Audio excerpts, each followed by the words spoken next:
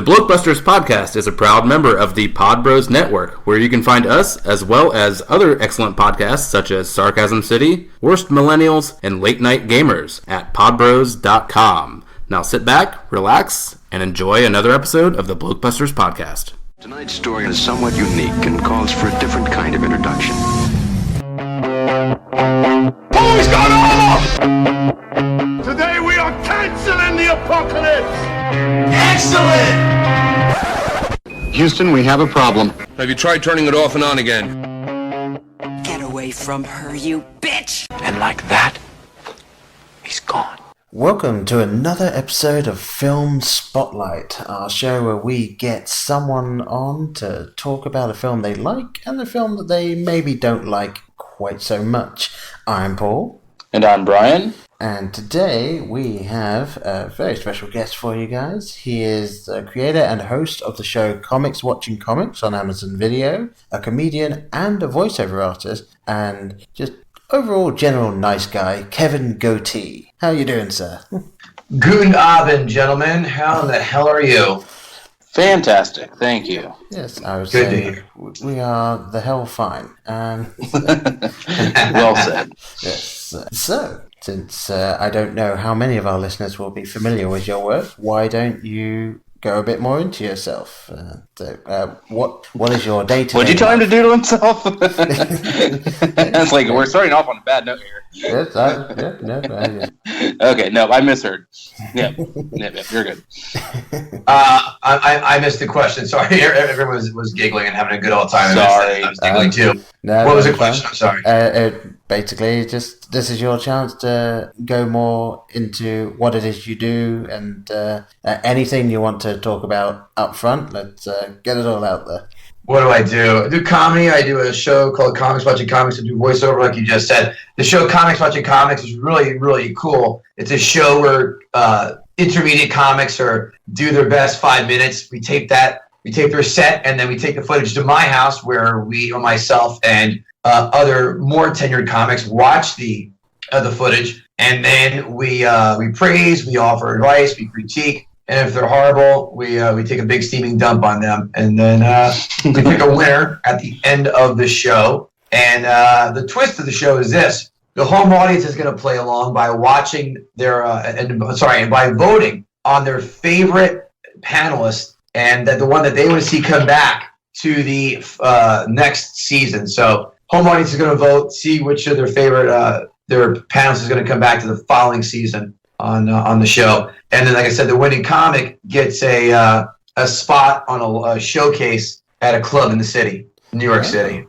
That's pretty awesome. That's really cool. And you're in the second season of that? No, third? Sixth. Sixth. The second season, actually, the sixth. The second season just went up on Amazon today. I've got 4 others all locked and loaded that are just getting ready to get uploaded to Amazon. So that is the story. Yeah, it's really, really, really. It's been a real fun show, and it's been really cool to watch the maturation of it. And the fact that it got on Amazon Video I think is a really cool stamp of approval, and that's getting me some nice kudos from some people and friends. For sure, yeah. For good reason. That is very impressive. I'm not sure that we could get this on Amazon. I don't have a show on Amazon, so I can say that much at least. There is plenty of time. Maybe one day we'll take this particular idea and make that into a filmable thing. Not 100% sure how, but we got time. Yeah, let's turn this back around on Kevin, though, here. We do enough talking about ourselves, I think. Yeah, so that's the gist. Yeah, so Amazon Video, Comics Watching Comics. They're a bunch of webisodes, maybe 10, 15 minutes in length apiece. You could binge a whole season probably in an hour and a half, maybe a little bit more. And that is that. So it's a pretty cool show. Give it a look. Yeah, we definitely. all will.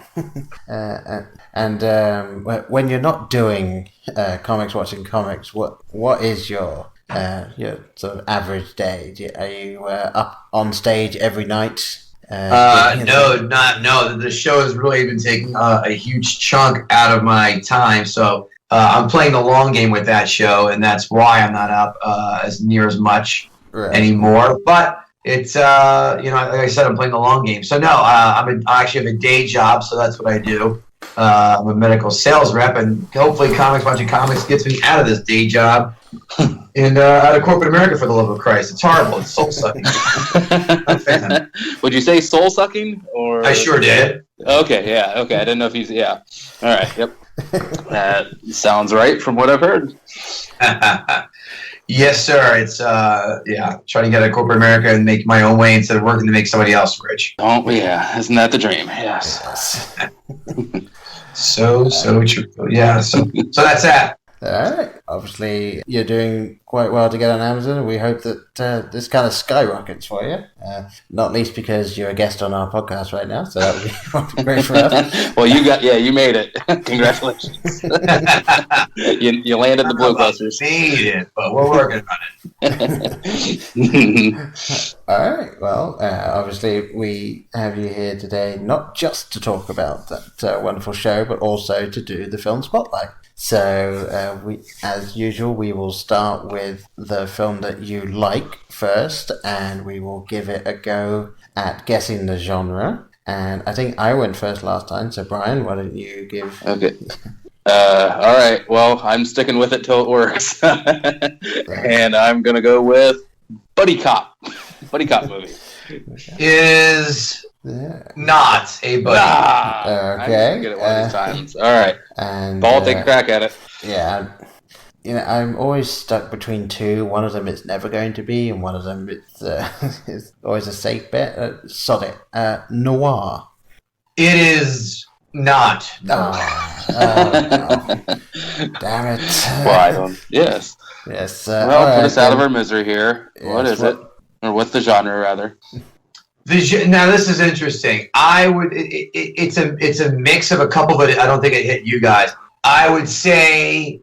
Oh my god. I would say all right. It's a hybrid of like kung fu / science fiction. Okay. Kung fu / science. Science, kung and depending fiction. on what you're about to say, I might have actually seen this one, but I would say more. Right. The one I'm thinking of might be more fantasy than sci-fi, but let's see where this goes. What film did you pick?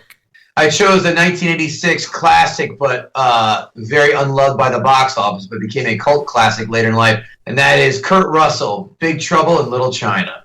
Oh boy! All right.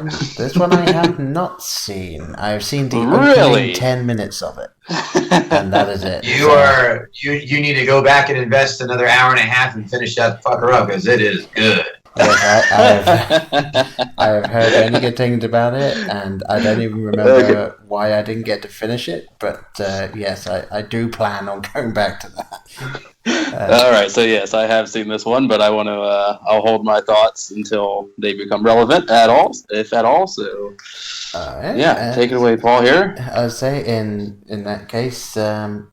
Despite the fact I said that I was planning on going back to it at some point, the first thing we generally ask here is for the guest to sell us on the film. Why should we watch Big Trouble in Little China? Well, kids, it's really simple. You got Kurt Russell, swashbuckler, smart ass, quick with the wit, quick with the fist, quick with the knife, and especially it's all in the reflexes. And to the gentleman who's seen the film, you'll know what I'm talking about when I say that.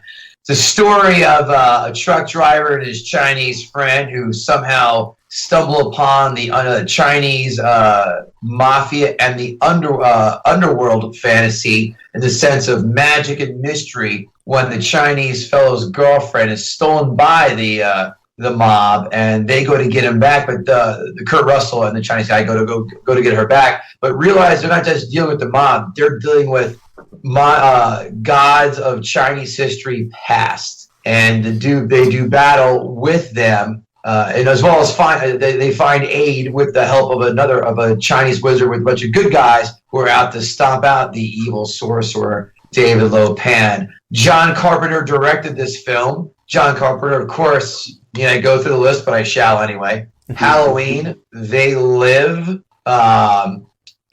Escape from New York, another Kurt Russell, John Carpenter teaming up of, and also scored by John Carpenter. Also, of course, did that for most of his films, providing the score for the film. It isn't exact. It's not exactly going to make you need to think like a I don't know, like an Inception and figure out what's real and what's not. This is an hour and 35-ish of action, jokes, some jokes, some smart ass behavior, and just an all around summer popcorn flick. Okay. I would also throw out The Thing in there as far as John Carpenter. The Thing, okay. Yeah, I'll buy that. Yeah, definitely way more than the remake. Yeah, but never saw the remake. I usually stay away from all remakes except for, of course, the Dark Knight trilogy and the Judge, or the Star Trek reboots, I guess, were good too. The Judge Dredd reboot is fucking sick. You guys got to watch that if you have not seen it already. Ooh. Are you referring to was it Dredd? Dredd, right. With Carl Urban, right. Okay, yeah, we have a podcast on that that you may not want to check out. You don't like Dredd? Dude, Dredd is good. Well, we're not the biggest fans of it, I would say that. We weren't nice to that movie, but to each their own. No judgment there. Maybe I need to give it another try. But yeah, let's get back to some Big Trouble in Little China. So, obviously, you did a very good job at being the trailer for this film there. But what about this film speak to you? What made you pick it for this? It's a film I find a lot of people enjoy pretty well. I know it may be under the guilty pleasure category. I don't know many people who dislike it. But when people talk about their favorite films, it may be, if someone says, give me like a top 20 or 30 list, it may make the cut. I don't want to go the easy route. I want to give something like, I don't know, The Dark Knight or Caddyshack or Pulp Fiction or something, pretty mainstream. I want to go something, a deep track or so, a deep cut, if you will. Yeah. And I'm kind of curious, because this is kind of something I kind of want to say I've discovered with this film. When was the first time you watched this? Like around what age? I was 11. Okay. So that is kind of upholding kind of a theory. I think. Would you say, or let me ask this: how recently have you seen it? Probably within 6 months. I know where you're going. There's okay. No, but I mean, can you separate out the nostalgia or the kitsch factor out of it? Do you think that plays a large part in it?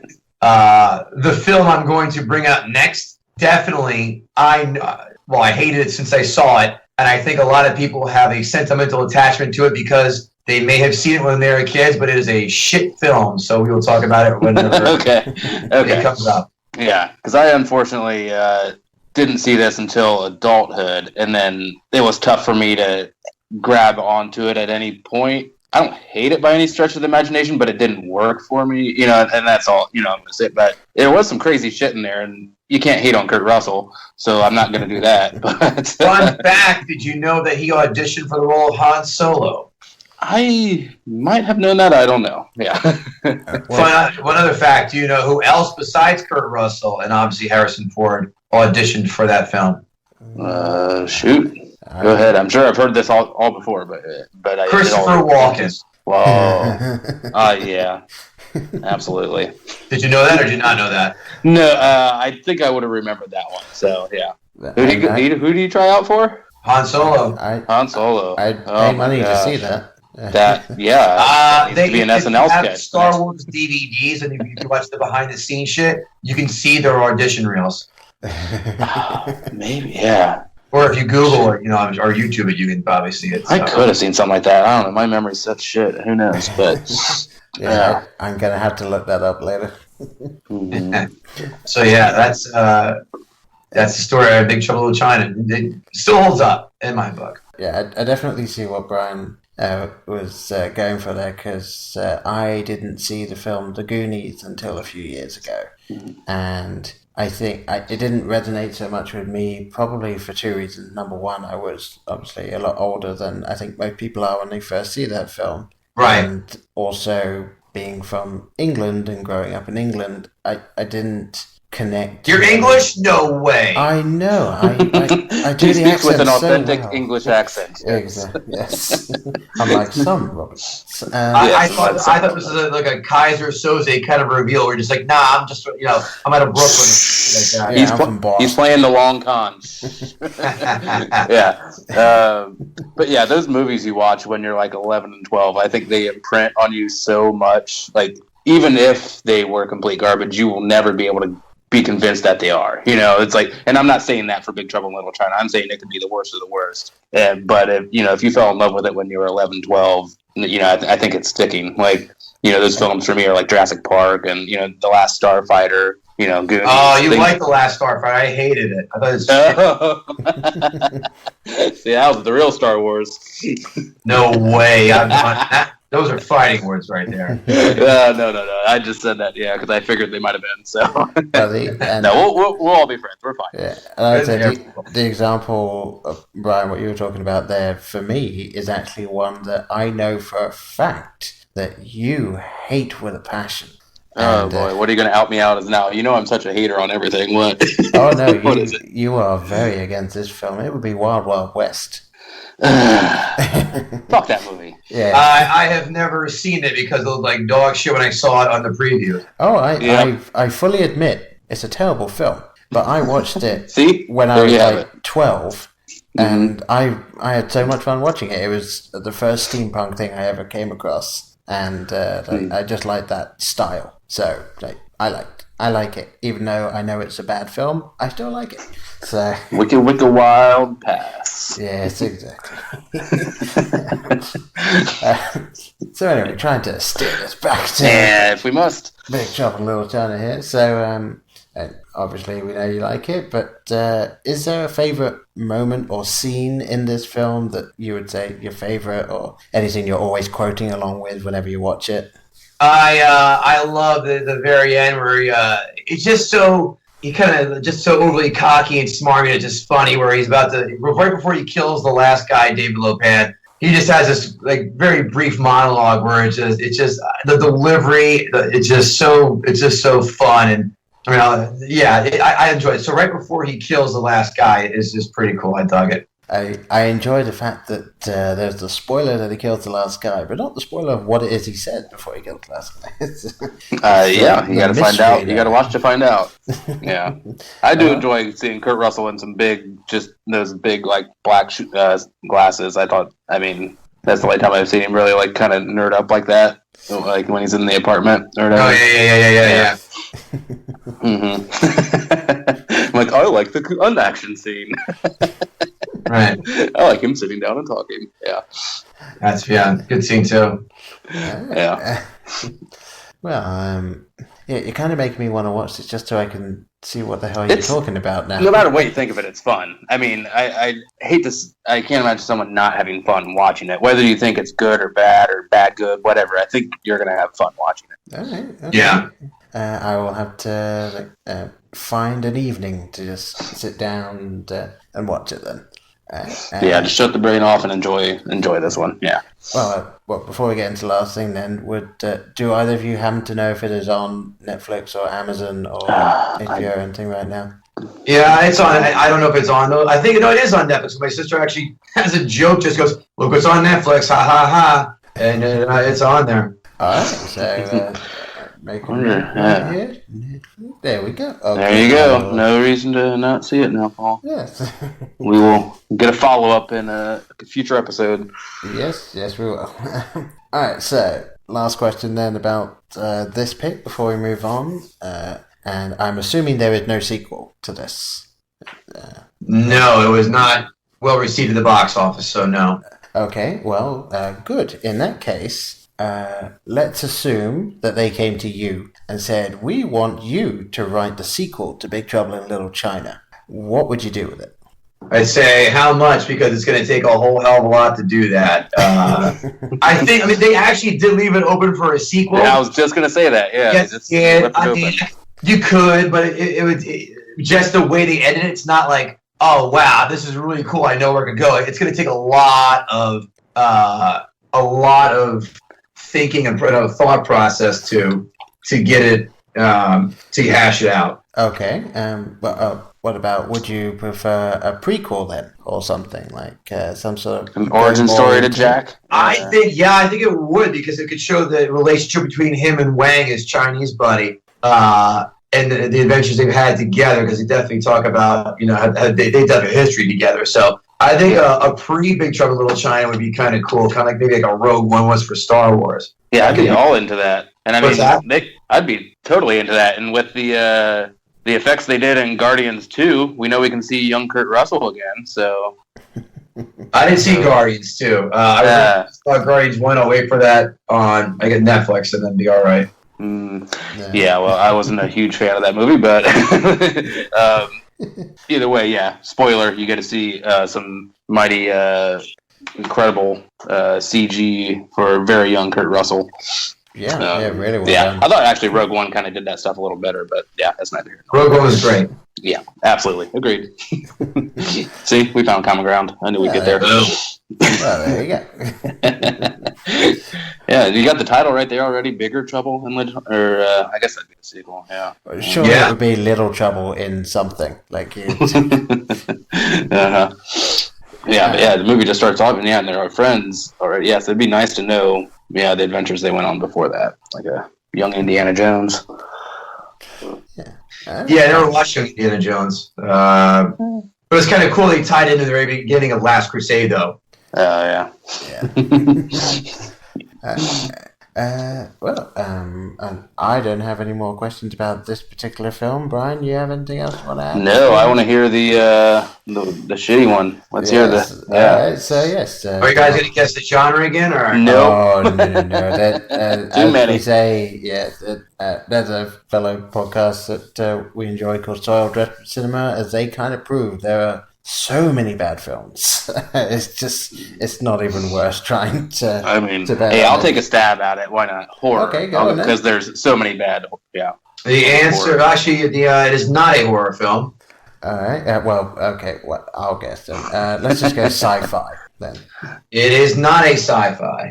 Come on. One day we're gonna get one of these right. Not today. All right. What's this turd called? This turd is a well-renowned film, especially amongst kids of the 80s, which I am. It is a film that is a top probably 5 when it comes to Christmas films. The film is A Christmas Story and is a colossal piece of shit. Okay. All right. I saw it when I was, I don't know, in my 20s. I just never caught it as a kid. Like I'd say the best Christmas film is National Lampoon's Christmas Vacation. You could put Scrooge on that list. I like it. I don't love it. Scrooge is great. Yeah. Yeah, it's fine. I'm cool with it. But Christmas Story is just an unwatchable piece of shit as an adult. That film is the epitome of one where people saw it as kids and they've held on to that nostalgia and will not let go. I've implored people to watch it again, and they have not. Maybe they haven't, or just chosen to ignore what I have said. So. Yeah, I will fully admit to I have probably been brainwashed by this movie, and I don't know if I could ever see it with objective eyes again. So, do I think it's the greatest thing out there? No, but this film and great should never be put in the same sentence. Great disappointment. Great waste of time. But I mean, I guess it was such a kind of tradition for my family that maybe that has more to do with it than the actual quality of the film. May I make a recommendation for your next ritual with your family? Try watching a new film, perhaps Christmas Vacation. But it's on 24 hours a day on TV. You just so is Christmas Vacation on FX. Oh, okay. Or you could always just go and watch the. Hey, I love that movie too. So actually, if you really want to be truthful, let's be honest. The best Christmas film of all time is Die Hard. There is a real answer. Thank you. Yes, it is a Christmas movie. I will fight anyone that says no. It is not, but okay. But that is not true because I will not. The stories of Nakatomi Plaza. Oh, sign me up. Yes, please. Some Hans Gruber on Christmas. Yes, please. I have my own particular feelings on what exactly makes a Christmas film, but yes, I don't know. I will be happy to watch Die Hard at Christmas. I will at least say that. Yeah. So, right. I guess what is it that you hate so much about this, or what? I mean, is it everything? Is it the performances, the story, The story is just so I don't give a shit. I just don't care. It's not funny. The jokes are not good. It's just fucking unwatchable. I wasn't finding it funny, not one bit. You don't love You'll Shoot Your Eye Out said Nope. 4,000 times? One of the worst, like, overplayed and unfunny films I've seen ever. That whole thing is just like, oh god. And the fucking lamp, people go batshit about that lamp. Who cares about the fucking lamp? Like, really, it's. Somewhere I do have a leg lamp nightlight. Oh boy. All right. I'm sure it does not work, and I said somewhere because I don't know where it's at. But yeah, you gotta love Santa in this, though. I mean, come on, grumpy Santa. No. Nope. So, yeah, my sister used to do a great impression of him, and that always cracked me up. So, Yeah, again, another line where I'm like, this is what people are going gaga over. This, like, again, if you enjoy it, I'm glad you do. I just just don't find it funny. So, all right, and never tempted to stick your tongue on a flagpole or anything. Have I done that? Yes. But, to the same result as Flick? I think it was Flick. Nope. Nope, I did not. Paul, have you? You said you've seen this, right, Paul? No, I haven't. Still no, not. Really. No. Okay. Yes, I have seen many clips from this film. I've seen the tongue on the flagpole. I've seen I know I would be able to recognize the lamp. I've seen many different clips of You'll Shoot Your Eye Out, and I think I was about 15 when I first heard about this film. Because again, growing up in England, this film is not very well known, I would say. For a good reason. Yeah, if you're growing up when I did in England, Christmas time viewing on the television every year was The Great Escape and Jurassic Park. Don't ask me I why, love those. Yes, you've told me that before, and I love those. Two films that have nothing to do with Christmas. Nothing whatsoever to do with Christmas, but they were always on every Christmas. So, a weird phenomenon of British television. I do like it from the strategy of who needs to watch the bullshit that you're currently living with, around your family at Christmas time. Let's just escape with some dinosaurs. So, yeah. Exactly, yes. Yeah. Well, I think the Jurassic Park was just, it's the Christmas present to the kids of the world. It's just here, Jurassic Park on TV. Yeah. for all the crappy parents that can't get their kids real gifts, there's Jurassic Park. But yeah, I based on what I've seen and my age now, and having like trying to watch the Goonies when I was older, I do get the feeling that I'm going to fall into Kevin's camp of, if I watch it now, I'm just not going to get into it. Like, it is very, very Americana. And not having grown up. I mean, in America, the story is old on multiple levels. I mean, it's 1983, but the story is in 1950s, right? Or set in the 50s. So I mean, it's aged on multiple levels. So yeah, to find the humor in it, now I doubt it's going to be like one of those old like detective stories or something where you just have to be ready for that super slow pacing where we've been kind of ruined by modern storytelling. But it's not quite the Wonder Years or something. No. But yeah, like I said, I cannot remove myself from it and say whether it's good or bad at this point. So who knows? You could very well be right. All right. Well, then a question that I enjoy asking in this case is kind of along the same lines as the sequel thing. Let's assume that the producers of this film came to you and said, "You're right. We hate this film. Like, it's terrible. Please fix it." What would you do, other than, I assume, set fire to the footage? in the script and everything. I would demand to know who produced this and who greenlit this, and then publicly shame them while whipping them in public and say, "You fucking hack! How did you get hired for this job as a screenwriter?"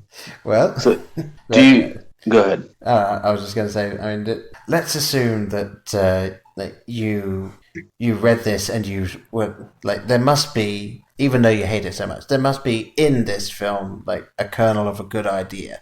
Like, what would your version of A Christmas Story be? I would have listen, a kid through Christmas, you think you can't go wrong, but they sure as hell did. So I would keep the sole idea of having a kid, you seeing Christmas through the eyes of a kid and just make it funnier. Like it just was so hacky and lazy. You're like, ugh, no. So to answer your question, I would just keep the idea of seeing Christmas through a kid's eyes and reliving that. Yeah, so, I mean, it has a very identifiable premise that we all wanted and had to have, and just the family dynamics surrounding that, but just better execution across the board. Right, totally agree. Right. Execution, I'm all for it of that film. Just put a bag over it and shoot it with something a little higher powered than a BB gun. Don't even give them a cigarette to put in their mouth either. And then burn it. Burn it like Game of Thrones, so that shit doesn't come back as a zombie movie. Yeah. Yeah. Sorry, that's for my Game of Thrones people out there. I know Paul doesn't get that. Well, no, I don't either. I don't watch Game of Thrones. All right, so I'm out.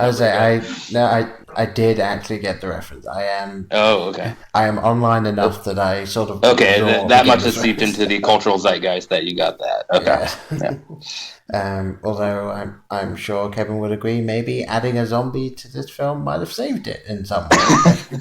Oh boy. At least, I'm not all crazy about zombie shit either. I tried watching Walking Dead. I bailed after midway through the second season. I'm not one of these zombie apocalypse guys, but I gotta say, I don't see how it could be much worse. So I mean, instead of the dogs coming into the house, it's just zombies that are like eating the turkey. Yeah. Maybe Santa is actually a zombie and eats the kid. There you go. Yeah. Mm-hmm. And then all the guys at the Chinese restaurant turn out to be zombies, and then they just eat the whole family. And maybe Ralphie saves everyone by shooting them all in the eye. Like, sort of a nice. Right, there you go. Let's make it. Let's get it done. Let's. I'm sure none of those actors are around anyway. I'm sure there's laying around waiting for work somewhere. Still in Cleveland, Ohio. Where this is all filmed. Yeah, somewhere in Ohio. People flock to this house like it's it's special. Like, no, it's not. Yeah, my boss went to it and she was like in love with it. Yeah, your boss sounds like she's a simpleton. Oh, all right. I will pass that along, and I will be seeking you for some new employment. What is the line of work? Quick question: what is the line of work that you do? Just curious. It's optometry, the optical field. So you're a doctor? I'm an optician. Yeah. What? Optician. You're an optician. Okay, gotcha. Yeah. So I won't say tech, but I won't say where I work here. So that's as far as. That's fine. I'm not trying to get you fired, but And I myself, I work with children with autism in a school setting at the moment. So basically, you work with people who enjoy the film Christmas Story. I'm not gonna. I'm just gonna leave that. We're just gonna let that one hang out there like a big gloss over that one. Yeah. That's fine. I'm just playing here. I will freely admit, that was a good joke. I'll give you that. Thank you. I just have no comment to it. So. Wisely said. Yes. Yeah. So do you have anything else on Christmas? Oh, sorry. Can I ask, what are the most commonly given films on your show thus far?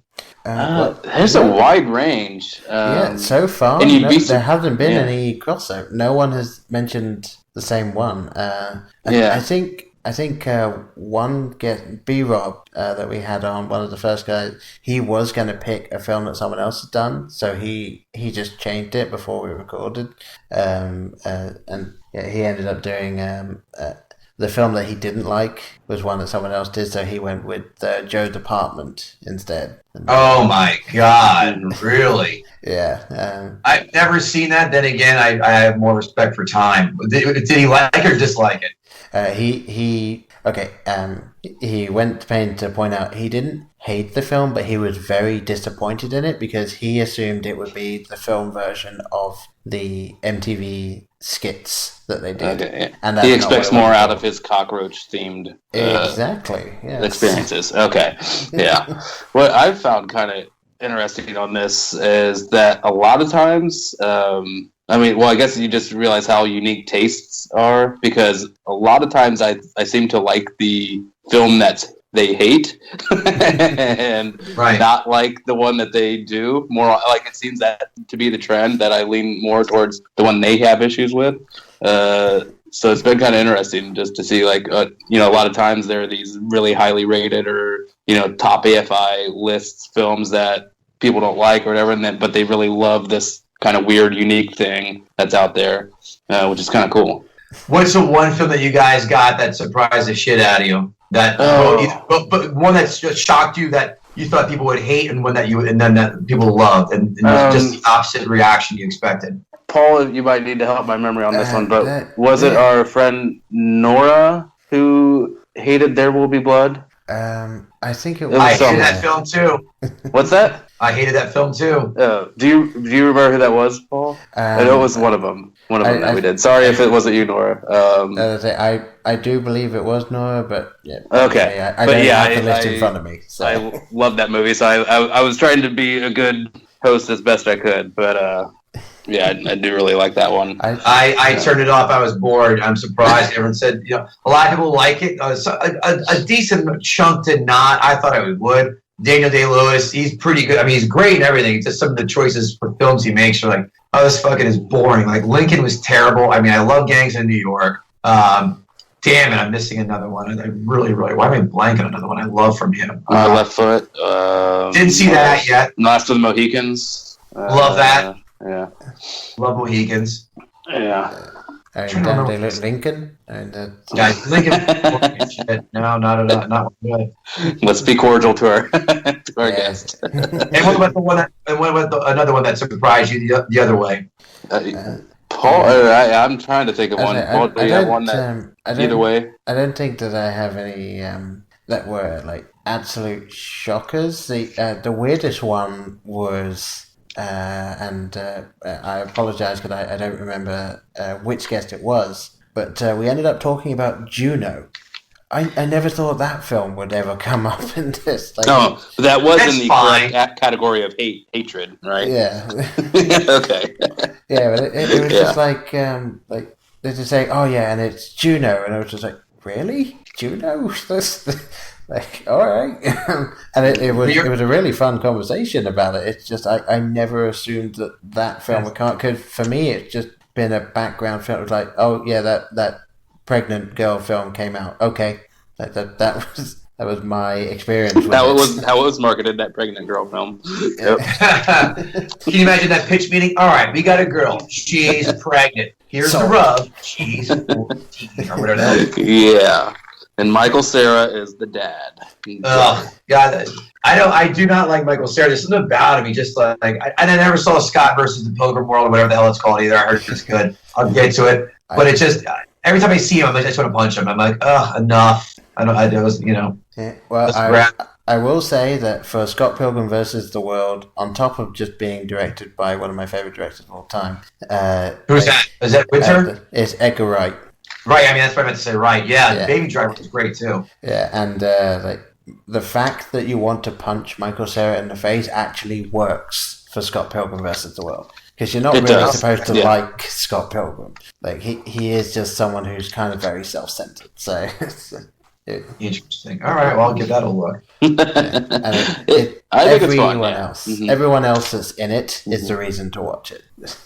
And it's good otherwise, though. Oh yeah. It's one of my favorite films. Yeah, Wow. and that was our Toad K episode, who loved Scott Pilgrim but hated Juno. So Yes. yeah, shout out to that episode. Sweet. Yeah. I'm also curious. What are your guys' favorite films? Like your all-time favorite? Which one? Oh man, Well, there I isn't can- one for me. I can give you mine because it's been up there since the first time I ever saw it, and I have never been able to adequately explain why, but it just is, and it's The Shawshank Redemption. Excellent film. Excellent film. Yeah, and every single time I think about it, like, can you imagine that your first ever film as a director becomes the number one film on IMDb? Like, Is it number one? No shit. yeah, it is. Like it was kind of jockeying when I was like late teens. It was jockeying with Godfather Part 2 for the longest time. I was just gonna say 1 or 2 for Godfather would have been my guess for that one. Yeah, and then I think they rejiggered it a little bit because what was happening was they had the same rating, but Shawshank Redemption had so many more votes, and yet it kept jumping back and forth between number 1 and number 2. And so, at least at last time I checked, it is firmly in the number 1 spot. Right. I agree. I mean, not my favorite, but I sure as shit love it. Actually, one of my other, I'd probably say my second favorite film of all time, also came out that year and was also snubbed for an Oscar, as was Shawshank, and that's Pulp Fiction. Oh yeah, Yeah, fantastic film. yeah. Mm-hmm. But my all-time personal favorite is Caddyshack. Absolutely fucking love it. Ooh, yeah. You can't fault that choice. Yeah. Right. I'd say it's the best, but it's my favorite. But yeah, that Pulp Fiction and Caddyshack are a vicious 1-2 combo from this corner over here. That's a good one. Yeah. And you, sir, what about yours? Oh man, it's like, yeah, I don't have one favorite. Like, it's just a list of like the first 5-10 that pop into my head. But how about like, three, I'm just Yeah, three's that? Yeah. What'd you say? Which three? Yeah, pick Oh, I three. mean, I just off the top of my head, I'm just gonna the first that come to mind: Fight Club, Reservoir Dogs, Unbreakable, In Bruges. In Bruges is perfect. Yeah, that's I like 4. that film. I mean, I don't think it's perfect, but I like it. Oh, I love that movie. Yeah. I rewatched Fight Club again. I was not impressed the first time I saw it, and I was definitely not impressed the second time. I didn't get it. Reservoir Dogs, I'm with you 100%. Love Tarantino. I'm a huge Tarantino fan. Yeah. Fight Club, I just didn't get. I tried, but I just don't see the allure. Like, okay, great. It's fucking. He's hallucinating. He's his personality. I get it. Okay. Yeah. Great. But I love Unbreakable too. I thought that was great. Didn't really get the credit that it deserved. No, I think it's a better movie than Sixth Sense. Not even close. I was in the theater and I saw Sixth Sense. He's fucking dead. He's not talking to anybody. Like, what? How are we all missing this? And everyone's like, "Oh, that ending! Like, ending was shit." I think the first like great like whoa ending could have been. I mean, if you were to think about it, it was Psycho with Norman Bates, I guess. But I would say recently, Usual Suspects. That's a great mind fuck right there. Yeah, that one's and yeah, that is a good one. Yeah, I need to throw that one in there too. Yeah, Usual Suspects. That's the one you can always pop on. But then there's like pretty much anything in the '80s, just because like you said, we're both '80s kids. So like Ghostbusters, Caddyshack, anything with Bill Murray. Anything with Harold Ramis. Stripes. Yeah, all that stuff. Yeah. Again, there's another one for you, Stripes. I just didn't dig Stripes. I tried watching several times. Like, I just don't get it. That last half where they go to war is unwatchable. Like, at least the boot camp stuff, I can see why people dig it. It just didn't grab me enough. But that second half, I'm like, this is I'm so lost. So yeah, just watch the first half of Stripes and the first half of Full Metal Jacket. Yeah, I was just gonna say that's the other film. Full Metal Jacket, I love the first half. Second half's okay, but I definitely agree. Like, you just watch the first half and you go, I'm cool with this, I'm done, that's perfect. Yeah, after Pyle says his goodbye, so to speak, you can turn it off because shit gets serious and depressing. Exactly. Well, yeah, except for they go get the Vietnamese horrors is funny too. Yeah. Of course. Who doesn't love that? And in that case, if you only like the first half of Stripes, may I suggest just watching the Steve Martin Sergeant Bilko? I enjoy that film. That's a guilty pleasure. I enjoy that film. Yeah, nice, silly, funny. I mean, it's not The Jerk, but it's pretty goddamn funny. That's on people. The Jerk, yeah. And you got Phil Hartman. I mean, you really can't go what a Phil genius. Totally Doug Hartman. I've not seen Sergeant Bilko, so sorry. Really? Yeah, No. I would definitely recommend it. Just, it's Writing not it down. taking itself very seriously, and it does have Dan Aykroyd in it as well. So. It does. Enjoy that. Yeah, enjoy him a lot. Before he went like full alien crazy. Yes. Yeah. Okay, good. All right. Here actually I tell you what, here are two other films I think people need to rewatch because I think that the nostalgia has grown too much for them, and that is those two films are Trading Places and Easy Money. And I love Rodney Dangerfield. Love him. But those two are not good. Easy Money has a few chuckles, but it's more storytelling instead of jokes, unlike Caddyshack, which is why I love it. I mean, there are a few jokes. When he's the baby photographer, he's taking pictures of the kids. That's funny, but not sustaining. And Trading Places, I think I smirked a couple times. And I did enjoy Jamie Lee Curtis's topless scene. I'll be very honest with you. That is one of the scenes that are of note that seem to come up when talking about that movie. Yeah. Right. I'd say that is one of the best, like, quick topless scenes. That and obviously Fast Times at Ridgemont High. All right. Yeah. Paul, do you have any contenders there? I have not seen any of the last three films you just mentioned, so I can't. Okay. And they granted you citizenship? What the fuck? Not yet. They just let. Not yet. Isn't it ridiculous? I am still not yet? technically. Okay, good. And that's why. Yes, They haven't got this I either. am still a residential alien, so at least Dan Aykroyd would be happy to talk to me. Oh yes, they are out there. The truth is out there. Did you guys catch it yet or no? No, I think I will not be catching that one. I will be seeing it this weekend. So. Oh, I'm going to see it next weekend when I'm going to go see Kingsman 2 and sneak into that after that. Oh yes, yes, that is higher on my priority list. Is Kingsman? Yeah. Yeah. So I have somehow managed to avoid any. I don't know if they've mentioned it yet, but I have somehow managed to avoid any information on how the hell they got Colin Firth back. I can't figure out how they're going to write that into the plot. So I'm looking forward to that. As am I. That first one is just so much damn fun. Oh yeah. It was surprising when you see their trailer. You're like, who gives a shit? It's the same typical whatever film, and so many people are like, dude, it's really good. And I was like, well, Matthew Vaughn did the first X-Men First Class. He did what's the other one I love he did? Kick-Ass. Kick-Ass, yes, very true, very good. Like Kick-Ass as well. He was a producer on that, yeah. I saw it, I was like, whoa, this is dope. So thoroughly enjoyed that. Yeah. All right, so we have somehow ended this film spotlight with, I think, more recommendation both to watch and never to watch than any other film spotlight we've ever done. I love it. Congratulations. Boys, we've covered the globe and then some. Exactly. So, yes. All right, so before we get out of here proper then, why don't you tell people where they can find you? You can find me at Kevin Gootee, GOOTEE on Twitter, kevingootee.com. Find my stand-up dates, my voiceover samples. Hire me for stand-up or voiceover.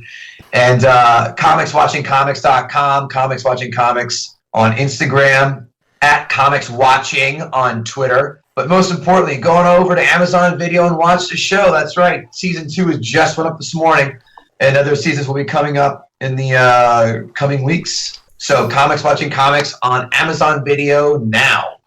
Watch it, people. I'm going to when we get off here. So, yes, do it. Do. And just for the record, the date of record for this is the 14th of September, because I know by the time this comes out, people are going to go, well, that date we didn't. No, today as of that date. So there we go. All right. Well, that's where they can get a hold of you, and very quickly for us, Twitter, Facebook, Instagram, Blokebusters. You can email us, blokebusterpodcast@gmail.com, or you can go to our website, blokebusters.web.com, which is probably up to date. I'm not even. I'm never gonna actually say it's completely up to date at this point because, well, I'm busy. Sue me. Yeah. So there we go. All right. Once again, thank you so much for coming on. Yeah, it's a pleasure having you on, Kevin. Listen, guys, I had a blast talking films. I love doing that's what I've seen one of my passions. Actually, one other quick thing, I do a podcast called the Sportsbook Box Office Podcast, where we do talk about films and sports. It's on iTunes. But yeah, I love talking films. Films are just one of my favorite things to talk about. I had a blast with you guys. Thank you so much for having me on. I Absolutely. Might have to get you pulled in for a regular film review episode or something like that. That would be just fine. I've got a little experience doing that, so let's do it. All right. Maybe we can have you on to do the second Kingsman then. Ooh. No, don't twist my arm, please. You know, magical. All right. Glad to work that out then. Okay, so thanks everyone for listening, and I've been Paul. I've been Brian. Take care. Bye. In case I don't see ya, good afternoon, good evening, and good night. Hang on a minute, lads. I've got a great idea. Louis, I think this is the beginning of a beautiful friendship. You're still here? It's over. Go home. Go.